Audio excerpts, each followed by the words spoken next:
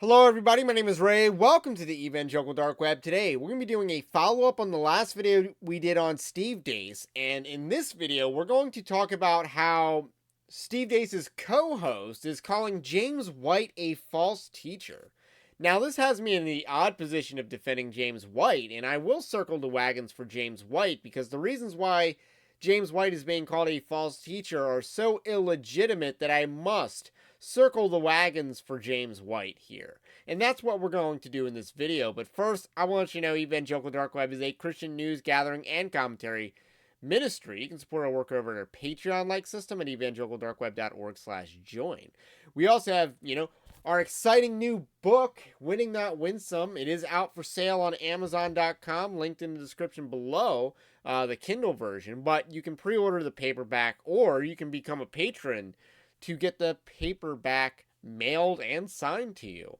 So, we also have a free newsletter. Check that out. But the least you can do, like and subscribe. Least you can do. So I wrote this article over the weekend. Steve Deace show co-host calls James White a false teacher. Now this has gotten a lot of attention. James White said something. We're going to go into what James White said that ultimately got him anathematized by Toddersen, who's the co-host on the Steve Deace show. Toddersen is a Catholic, and for a while I thought he was relatively based for a Catholic, but that's not really the case because he's articulated an affirmation of co-redemptrix theology, which is completely effeminate in my opinion, and it's not official Catholic dogma either. So he chose to believe that. It's not official dogma. But anyway, and it's definitely heresy, by the way. So James White said, well, I won't be able to comment on the AI-generated Turin image till next week, so this week, as far as on the DL. So here's a brief observation. Catholicism thrives on signs, miracles, and externals. Marian apparitions, miracles associated with saints, and this kind of stuff, the Shroud of Turin, bones of saints, and the long, sordid, absurd history of relics, is not just on the side, it is definitional of Roman Catholic piety and experience. May I suggest a reason? The scriptures have been removed from their role as voice of the shepherd by the monotone of the voice of the church. The followers of Christ who find his Lord's voice in his word will not be looking for images of Mary in corn tortillas or branches of the yucca plant or in the water stains on a mirrored window of an ugly duckling used car dealership in Florida as below, because he or she has no need for such things. So, James White's saying a lot here, and I agree with pretty much most of it. I think relics are cool, though. I'm not going to lie. You go to a museum. I like seeing relics. The last museum I went to was the Bass Pro Shops Museum, and that was pretty cool to see the stuff that they had there, the relics that they had there. Now, they weren't religious relics, but I think relics are cool. Yeah, there are a lot of things that could be fake. That's true. No doubt about that. But James White's making a pretty broad point about Catholicism here, in that they do have a lot of things about signs, miracles. Hey, this statue leaked and there's a miracle here. It's been parodied a lot, on The Simpsons and other things.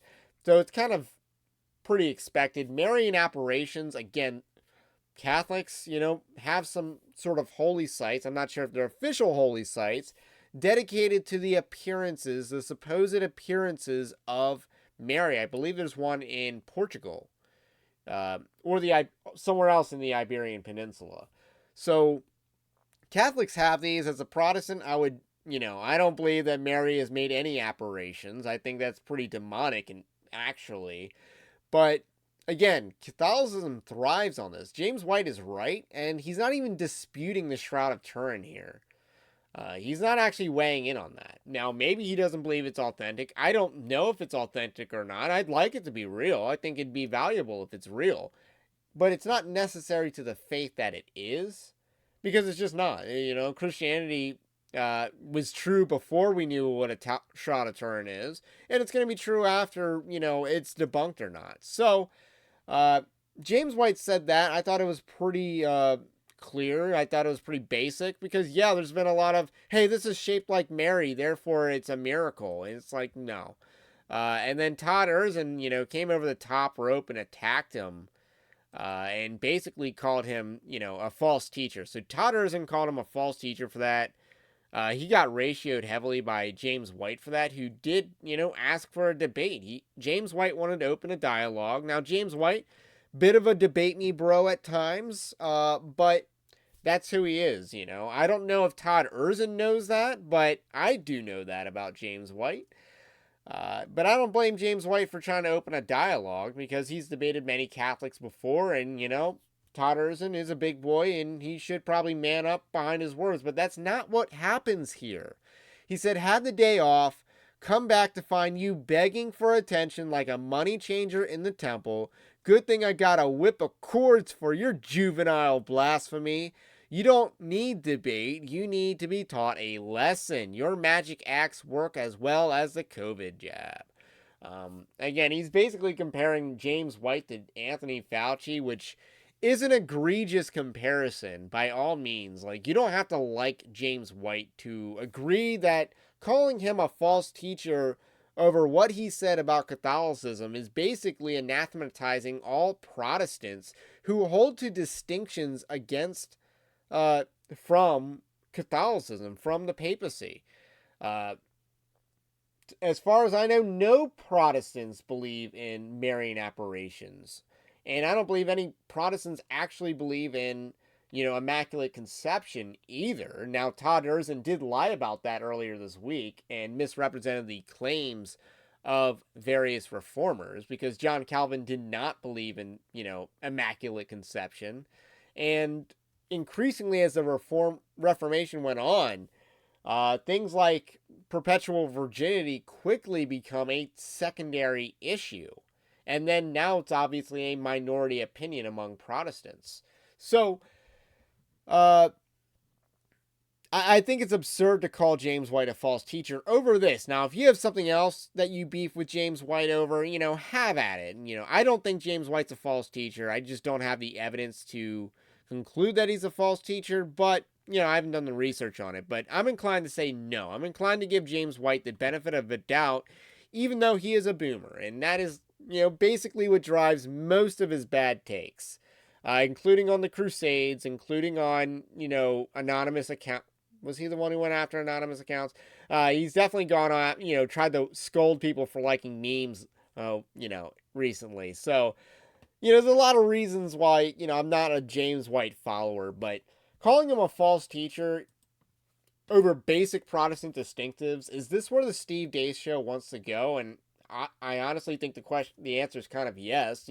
He's allowing this. Steve Deace can't be that oblivious to his co-host being antagonistic against evangelicals who represent the majority of his audience by and large. His is a show that appeals to evangelicals. And your co-host is attacking evangelicals, including past guests. He's attacked Protestia, even though they use Protestia's content. They've favorably lauded them on the show until recently, because they have gone a lot more woke this year. Lizzie Marbach, someone else who was a guest on the show, treated like trash by Todd over basic Protestant distinctives.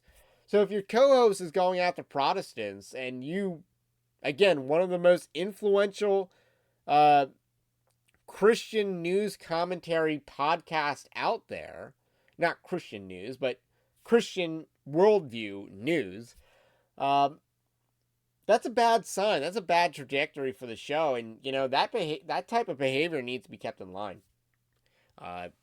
Because he does represent the brand. You can't really you can't separate the art from the artist in this case because he's a co-host. He's yoked to the Steve Deace show. And Steve Deace shouldn't tolerate the Jezebel. So that's where I'll leave off on that. My name's Red at Evangelical Dark Web, and apparently I'm circling the wagons for James White because, Protestants got to stick together sometimes. Anyway, have a blessed day. Stay based. Christ is King. And we will catch you on the next one.